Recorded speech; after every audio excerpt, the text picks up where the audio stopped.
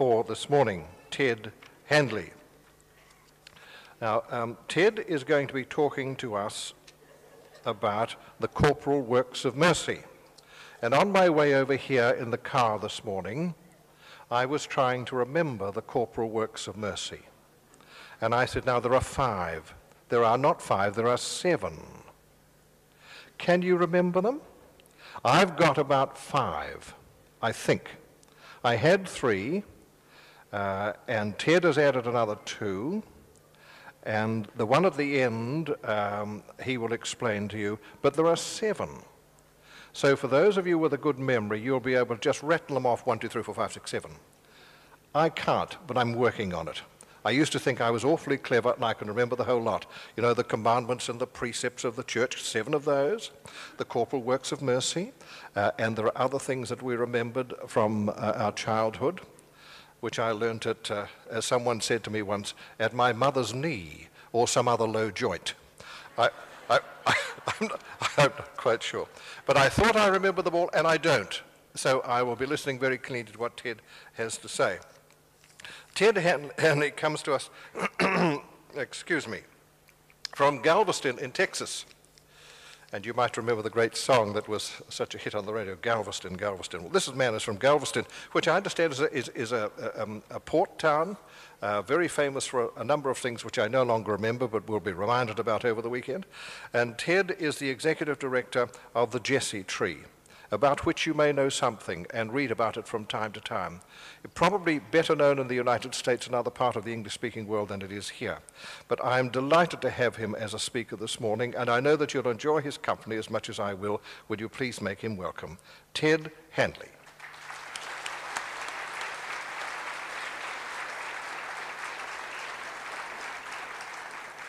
Good morning. Beautiful day. This is my second opportunity to speak in New Zealand. I was here for a Divine Mercy conference and have just fallen in love with your beautiful country, beautiful climate, beautiful people. Great place to visit. Thank you so much. The Corporal Works of Mercy are incredibly important to all of us. And they are so important that we read in the scriptures that by our works we will be judged. And what could be more important than that? The works that we perform will be the mirror held up at the end for us to take a look at what did we do with the 2 hands, the 2 feet, the good minds that God gave us to survive our way through this world. So by these works we will be judged, but that isn't a threat by any stretch. It is an invitation. And the invitation is that it is a privilege to perform works of mercy. It is a great privilege indeed, and rather than shrink or find excuses why we can't do them, we should be starting every day wondering what store of riches lies ahead in the day by way of works of mercy. We are gathered at a Eucharistic conference, and what an incredible way to come together to remind ourselves of the greatest gift of our faith. The Eucharist, the living presence of Christ in our lives, is available to us 24 hours a day, 7 days a week, in every tabernacle in the world. And we as Catholic Christians truly believe, or we strive to truly believe, in the absolute presence of our Lord in the Eucharist. We have a great gift, and yet, as human beings, we take things for granted, even a great gift like the Eucharist. So it's a great privilege to come together once a year for a Eucharistic conference to remind one another and to celebrate and to learn some new facts that we should know about the Eucharist and what it means in our lives. Last night, at the elevation of the Eucharist, somebody's cell phone rang. And I thought, what a perfect way to start this weekend to remind us that we need to leave the world out. We need to retreat. We need to gather, and we need to let go of the cell phones, let go of the internet, let go of the television, let go of all of those other things to really focus on what is most important in our lives, and that is spiritual growth, direction, and where we're really headed. I have listened to enough sermons and enough talks in this world to know that you're only probably going to hear the first 15 minutes of what I need to say. And so I want to get that in fast. I'm going to give you a little tour of Galveston. I brought a videotape to show you works of mercy that are happening there. But the real crux of my invitation to you today is please go forth from this conference with a new way of analyzing your community. When you look to find where works of mercy are being performed, I want you to look for a level of professionalism, a level of sophistication, and a level of efficiency that you would demand from your bank, from your university, from your medical professionals, from your dentist. When choosing spiritual direction, many of us are completely lost. There are no yellow pages. We don't have a big, thick guide to give us the opportunity to analyze and find the qualifications and the sophistication of the type of spiritual direction that we want. We often relegate that to neighbors, friends, untrained people, where we share intimate details about our own spiritual lives and direction without a second thought about the professionalism and the kind of quality that we really need to apply to that part of our lives. Remember one time my mother said to me, you know, in the States there were children dying, being left in hot cars where they would suffocate in the sun. And my mother said, you know, the same person who would leave a child in the car wouldn't think to leave their purse sitting there. If everybody treated a child the way they treat their purse or a wallet, children would be the best protected beings in the world. She had a great point. She also said to me, I've been watching these talk shows, and she said, don't go pointing fingers at me about dysfunctional families. Adam and Eve had the first dysfunctional family, and their children killed one another. So we've made progress. A lot of good common sense that we need to remember. The corporal works of mercy are to feed the hungry, give drink to the thirsty, to clothe the naked, to shelter the homeless, to comfort the imprisoned, to visit the sick, and to bury the dead. The works of mercy may sound to you like something that a religious order ought to be embarking on, taking a mission to some foreign country, but the truth of the matter is God knows us so well that God selected 7 things that every single one of us could do every single day of our lives. They are so mundane, they are so common, they are so ordinary, and on their own, all they are is survival skills. Every one of us has to eat today. Every one of us has to drink. Every one of us has to have shelter. Without it, we're going to get sick, we're going to die. And in His mercy, God gave us all those very simple things and said, with the proper disposition of your heart, those very common things become works of mercy. The whole concept of the Eucharist is about change. We believe that simple bread and simple wine are changed and become the body and blood of our Lord Jesus Christ. In works of mercy, we believe that if we honor God by loving in our hearts and in our souls as we offer that food or that drink or that clothing, we elevate it from a simple act of survival to a communion with another human being that is graced as a work of mercy. How do we do it?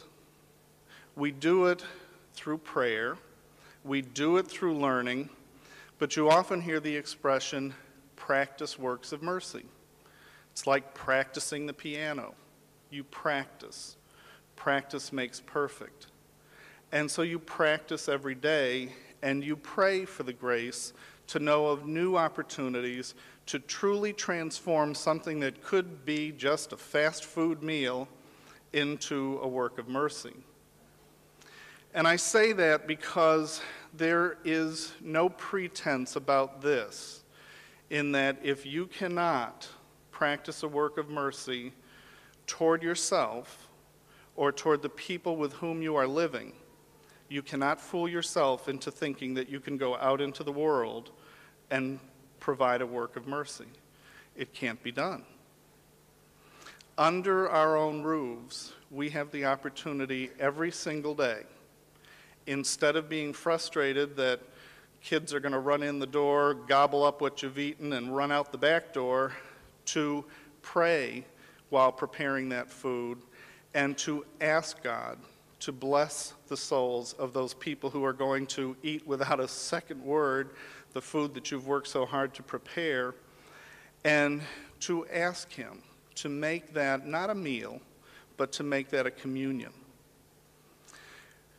I have 5 children, and they are 6 years apart, and you can imagine how many times we were tugged at the knee and asked for a drink of water. And it does not come from within me to understand an opportunity for a work of mercy. It is strictly the grace of God. And I was fortunate enough when I was in graduate school and still quite young to have been introduced to the devotion to the Divine Mercy. And Saint Faustina Kowalska has left us a diary and a legacy that chronicles the mercy of God, and in every place you turn in that diary, our Lord emphasizes to Faustina, never shrink or absolve yourself from performing a work of mercy. You can always do something. And in telling her that, he was very clear to say that the order in which we are to regard works of mercy is deed first. Roll up your sleeves and reach out and perform that work of mercy.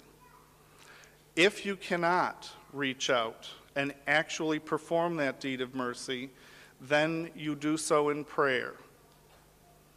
And it's very important for us to understand that we must get physically involved in performing corporal works of mercy. My own life changed radically in being introduced to the devotion to the Divine Mercy. And I think many of us fail to understand that the actions of every day can be as prayerful as the words that we say when we gather to pray. If we ask that those actions be blessed and be prayerful.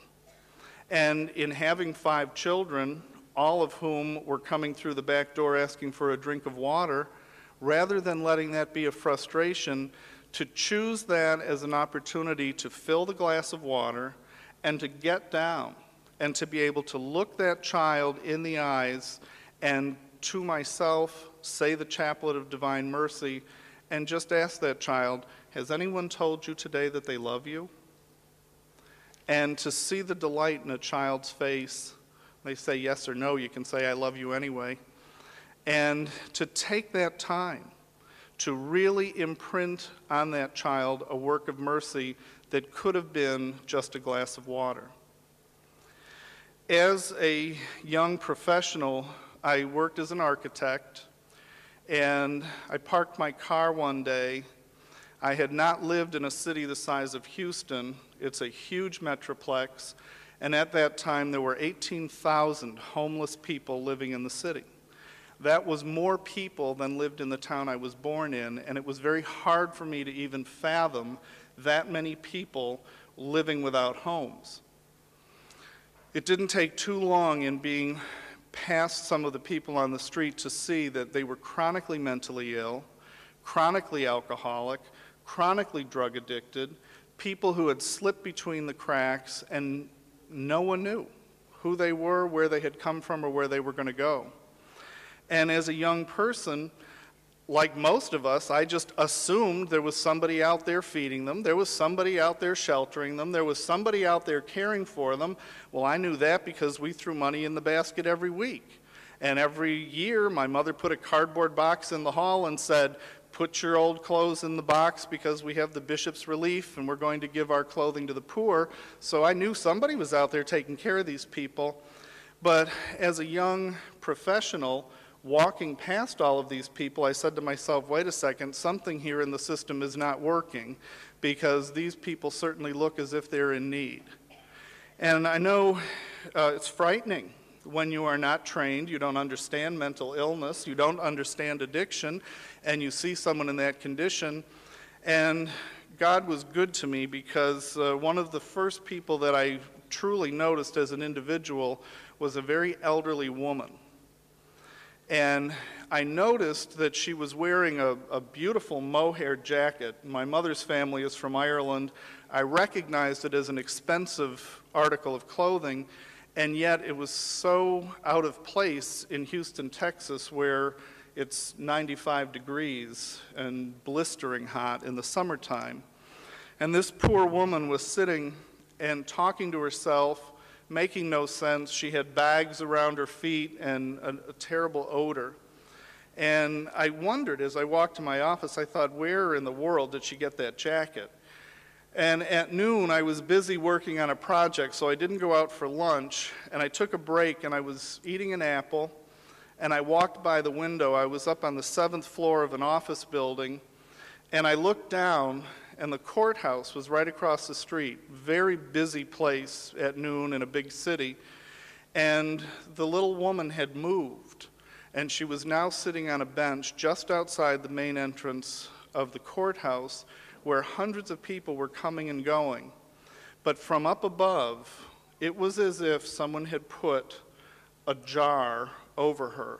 There was a space around her because people very politely walked around her, and I could almost hear their mother saying to them, don't stare, don't look at her, and they walked around, and it wasn't until they were well past her that they glanced back to take a look at her.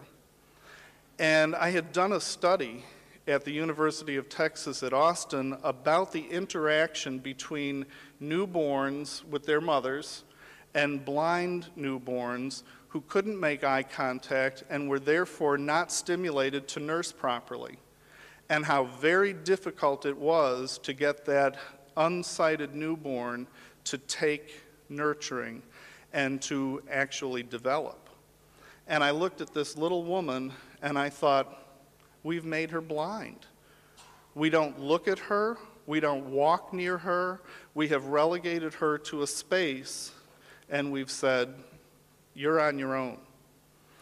And I put the apple down, and I went down, and believe me, that smell barrier was incredibly difficult to overcome. And I sat down next to her, and I said, my name is Ted, what's your name? And she babbled. She made no sense. She talked and talked and talked, and nothing made any sense. And she reached for a purse, and she took papers out, and she folded them and unfolded them and handed them to me. And I began to notice that every paper that she took out of the purse had some address in Connecticut. Connecticut is 2,000 miles from Houston, Texas. And I thought to myself, where did this person come from? And I gathered what information I could from these papers by way of name and cities and whatever. And I said goodbye to her, went back up to my office, and I made a couple of phone calls to Connecticut. And within 3 or 4 phone calls, I discovered that she was 83, and that at the age of 80, she had wandered out of an Alzheimer's unit in a very nice rest home. Her family, the police, the entire community had dragged rivers, combed woods, searched high and low, and had presumed her dead for 3 years. And she was sitting on a park bench in the sweltering heat, wearing her beautiful mohair jacket in the middle of Houston, Texas.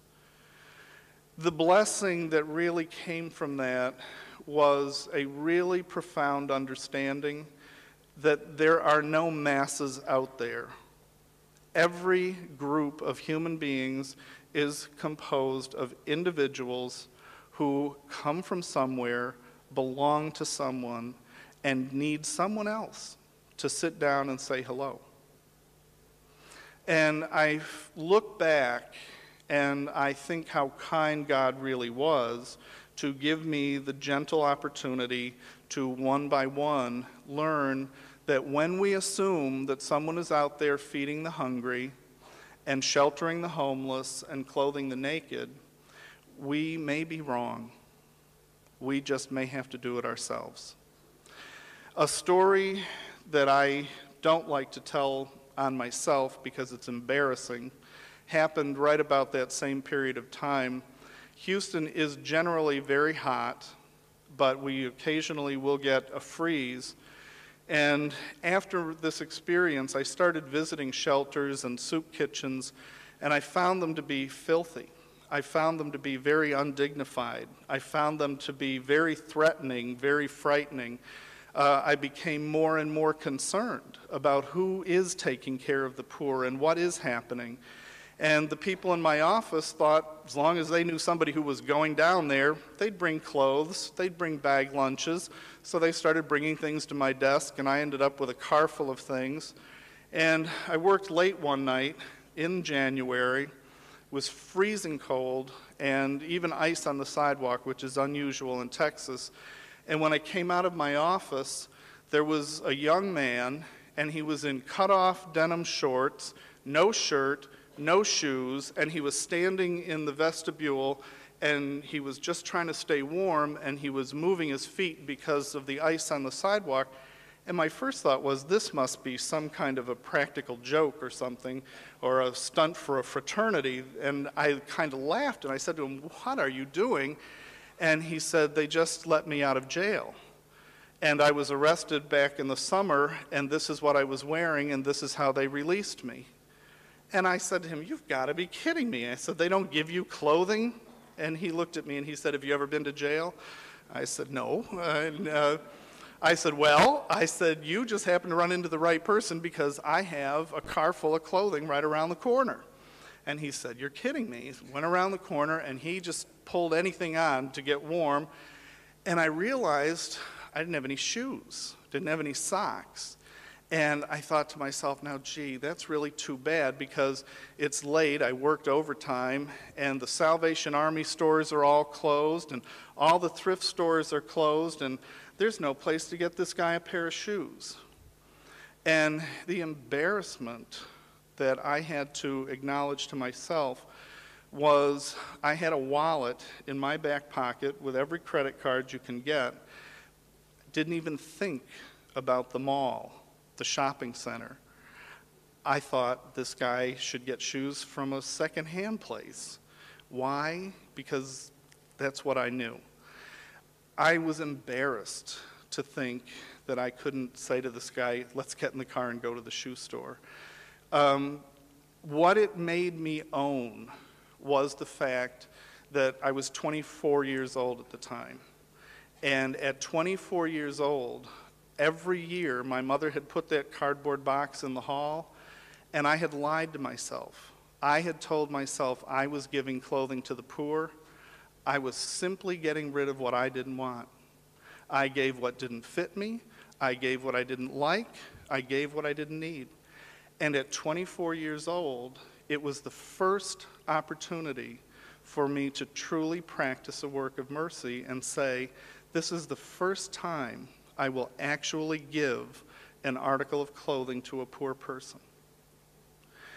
It's very difficult to get that honest with yourself. It's very embarrassing when we have to stop and say, I have really lied to myself and I bought it. But the blessings that follow that are so immeasurable that it's worth every rotten feeling of being honest with ourselves. Our Lord told Faustina over and over again, you do what you can do, I will make up for what you lack. And the number of times that I have seen that happen is so incredible and so profound that it makes me want to know more about Works of Mercy. I have a short videotape, and we'll start that now and give you a trip to Galveston, Texas.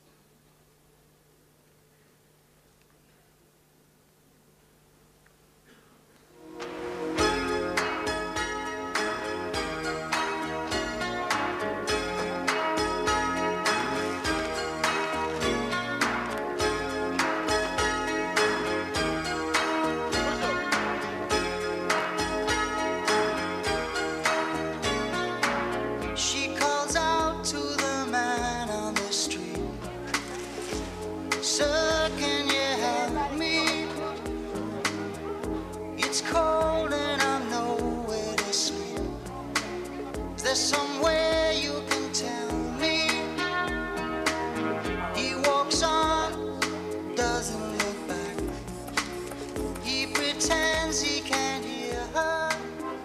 The Jesse Tree began in 1995 when a group of concerned individuals gathered to discuss the fragmentation of services and the dwindling resources available to help those in need.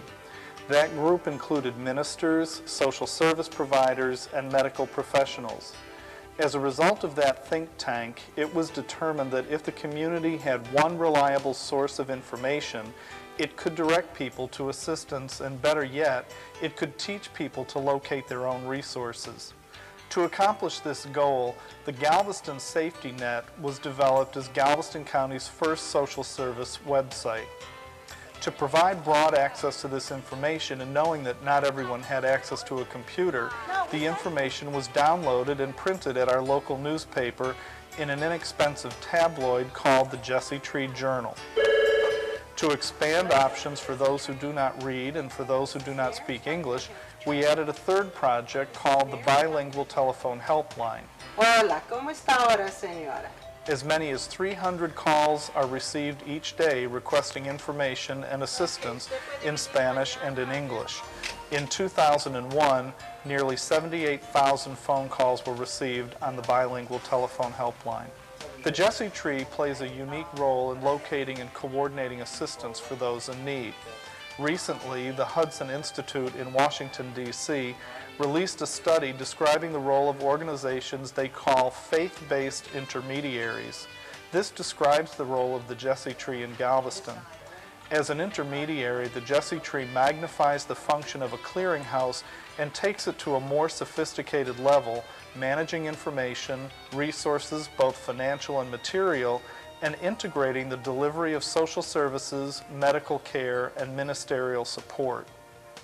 The Jesse Tree has developed WebCare, a web-enabled universal application that creates a database of applicants to integrate services and creates a vehicle for community case management. The following diagram helps to illustrate how the Jesse Tree integrates care in our community. Before the Jesse Tree, there were 4 distinct arenas in which individuals and families sought assistance. The social service agencies, funded in part by state and federal dollars, the medical providers, the faith-based ministries, and an array of community-based services. Using a common-sense approach, the Jesse Tree begins by assessing individuals and families for eligibility in the social service arena. While looking for resources there, they are also assessed for connection in the medical arena. Individuals are referred for primary care, assessed for connection to qualified Medicare beneficiary programs, Medicare, Medicaid, and disease management programs. Then the Jesse Tree turns to the network of faith-based ministries to fill gaps and to augment the resources that have been garnered in the other two arenas. Finally, to create holistic referrals, we turn to the community where support groups, education, job placement, and many other services are available, and make referrals so that individuals and families are sustained and supported beyond the initial referrals. Using WebCare, a database is accumulated so that when individuals return, we don't have to begin with a new application. We simply turn to the database and pick up where we left off. The Jesse Tree responds to requests for assistance with a holistic approach regarding the spiritual needs of the individual as equally important as the physical and mental needs. I'm Charles Milliken, the senior pastor of the Moody Memorial First United Methodist Church in Galveston, Texas. One of the things that I'm really most proud of because of the coalition and because of Jesse Tree is that we really are a community. When you think of the word community, you think of common unity, and that's exactly what we've become. All of us are a part of a faith-based understanding of how we understand God. We come from a variety of directions, but as a community of faith with the coalition, we're able to do things together that we could have never, ever done separately. And so consequently, the real person, the whole person, can be dealt with in a way that's got a lot of dignity. It's got everything that would go in what we understand as our understanding of faith that binds us all together and pulls us together in a great, great way. The Jesse Tree has received national attention, recognized as a faith-based intermediary, and has been involved in the Community Action Program through the Bureau of Primary Health Care. In addition to serving as a faith-based intermediary, the Jesse Tree also fills gaps in the continuum of community care. Under the expanding umbrella of the Jesse Tree, projects like congregational nursing have developed to train local nurses to bring health information to their individual congregations and to seek assistance using computer terminals that link them to the Jesse Tree's website and to WebCare. The overall goal of this project is to reduce the disparity in health care that many communities are experiencing. The Health Equipment Loan Program collects used, durable medical equipment and provides hospital beds, wheelchairs, and other equipment to the uninsured. This project provided a return on the use of used equipment that exceeded $300,000 in the first 2 years of service. The Jesse Tree was approved for 12 volunteers in Service to America, or VISTA workers, who coordinate and develop projects that improve the continuum of care in Galveston. Current VISTA projects include pharmaceutical assistance programs, nutrition for wellness, coordination of services for senior citizens, care of the homeless, breast cancer, and financial medical screening. In addition, senior citizens employed by the Galveston County Senior AIDS Program assist at the Jesse Tree. The Jesse Tree assists the Galveston Beach Patrol by coordinating translation and interpretation, ministerial support, and providing compassion kits of ice, juice, water, and food for families who have lost a loved one to drowning. Families are supported in their grief and given guidance to find accommodations and to make arrangements when the body of their loved one is found. At the end of each week, a true symbol of the integration of services in Galveston is the Friday Food Fair. In the first year and a half, over $1 million of fruit and produce was distributed, while over 7,000 individuals came and were provided with social services and medical information, legal aid, and applications for medical care and food stamps. These individuals represented over 30,000 family members who benefited not only from the food, but from the connections with improved services. The farmers market setting adds dignity and promotes community spirit. Galveston has entered into a new era of good stewardship and love of neighbor. Galveston has grown the Jesse Tree. The Jesse Tree has received national attention as a faith-based intermediary organization and is participating in the Community Access Program, or CAP grant, through the Bureau of Primary Health Care in Washington, D.C. The Jesse Tree needs your help, your support, and your prayers. If you or your organization is interested in learning more about the Jesse Tree, please find our website at www.jessetree.net or contact us with the following information.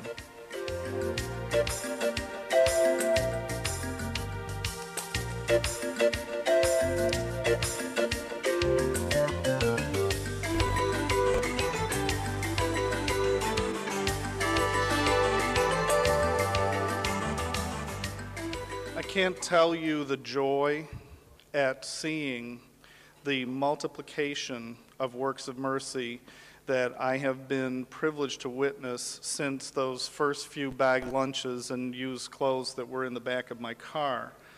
But I don't take credit for it either, because it is not my work, it is the Lord's work.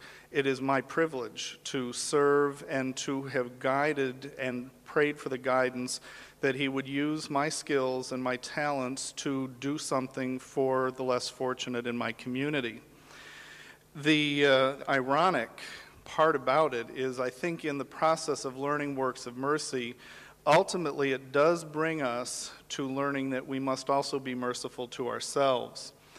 I worked for 10 years for a healthcare corporation, and in the States, if you do not have health insurance, you are at the mercy of the system, and there is no help if you don't have insurance. And after 42 years of taking health insurance for granted because I just thought everybody had it, I left my job with that healthcare corporation to start the Jesse Tree, and they terminated my health insurance without telling me. My wife is very smart, and she went right out and she found a private policy, and what they wanted was $6,000 down, $3,000 in addition to that, because it was $1,000 a month premium, and there was a 30-day waiting period before it became effective. And for 30 days we were uninsured, and the week before the policy was implemented, our oldest child ended up in pediatric intensive care, and we went $50,000 in debt overnight.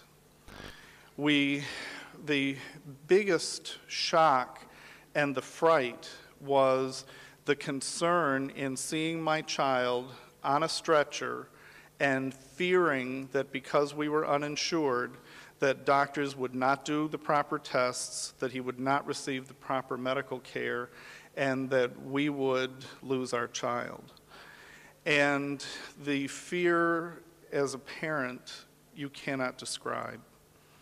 And I look back because a doctor from India stepped in and said to me, I have seen the work you have done in our community, and I promise you that your child will not want for anything. And I know that that was how God thanked me for the little part that I did in bringing works of mercy to our community. And our child did receive the best quality care, and he is fine, recovered fully. But I left a different person, because any person who comes to the door of the Jesse Tree, I know exactly how it feels. And I also know that the poor have been relegated to a system that does not offer sophisticated, quality care. And my commitment was more than redoubled in reviewing the works of mercy and saying, when a person is in need, we should, as Catholic Christians, we should demand that the system that we have to respond to their needs is more professional, more sophisticated, more effective, more efficient than the most efficient system in our culture. Because by these works, we shall be judged. And the real truth of the matter is, most people want that. It just takes an awful lot of courage to step out and say it, a little more courage to step out and do it. And I have truly come to believe that we do not live in a world of people who don't care, but we live in a world of people who want to see that what they do is going to make a difference. The Jesse Tree has adapted the internet. We have raised the level of sophistication so that a person can enter from any church ministry, any medical provider, any social service agency, and can get that quality care. In your country, many works of mercy have been relegated to the government. They are blessed. They are doing the work that our Lord asked us to do, feeding the hungry, sheltering the homeless, caring for the poor. They are blessed. How can you be their partner? How can we then elevate that and attend to their spiritual needs? You are never too young, you are never too old to perform works of mercy.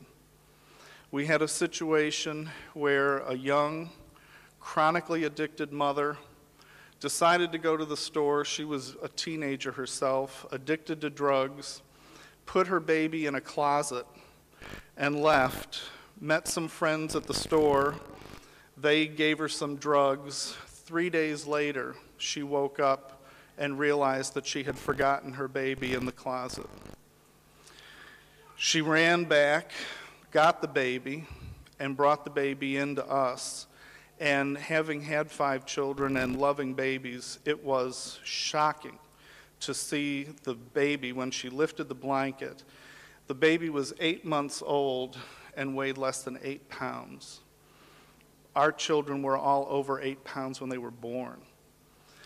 It was so heartbreaking, and I looked at her and this young thing who needed to be cared for herself, and I said to her, your baby needs a doctor. You need a doctor. We had a pediatrician right next door, and so I just took the baby and went next door with her, and she had pneumonia. She had infections in both ears. She was so underweight. And he said to me, he looked and he said, the chances of this baby living are so slim that he said, I could admit her to the hospital, but he said they would put her on life support, she would be isolated, and he said, I think it would be kinder for someone to be holding her when she dies. And he said, you and Ellie have cared for other children, and he said, if you think that you can take care of her, I will give her prescriptions, but I will tell you that it is highly probable that she will die. I called Ellie and prepared her, and I brought the baby home, and my oldest son was 10 years old at the time, and he was coming down the stairs as I came in the front door, and he said, Mama told me you were bringing a baby home. Can I see her? And I said, sure. And I lifted the blanket, and a look of horror came over his face. And he said, what's wrong with her? So I told him, and he said, can I hold her? And I said, sure. And he sat on the couch, and he held her, and our next child came in, and she said, the new baby's here, can I hold her? And my son looked, and he said, no, she's comfortable. I don't think she should be disturbed. He bonded with that child, and he held that child, and he did not go out to play. He did not touch the computer. And I have told him that he saved her life. His loving look into her eyes invited her back into this world. She had nothing to live for prior to that. And the nice part about that, she lived with us for almost a year, learned to walk, and started to talk, and her aunt, who was much older than her mother, came on the scene and adopted her and brought her back to the family. The simplest children can see the need for works of mercy and can perform them if given the opportunity. We have a friend who's 101 years old, And Mary does not miss Mass on Sunday and does not miss an opportunity to perform a work of mercy in our community. So when God gave us the Corporal Works of Mercy, He gave us a great gift, a great invitation, an opportunity, young or old, to perform works on which we will be judged. Thank you.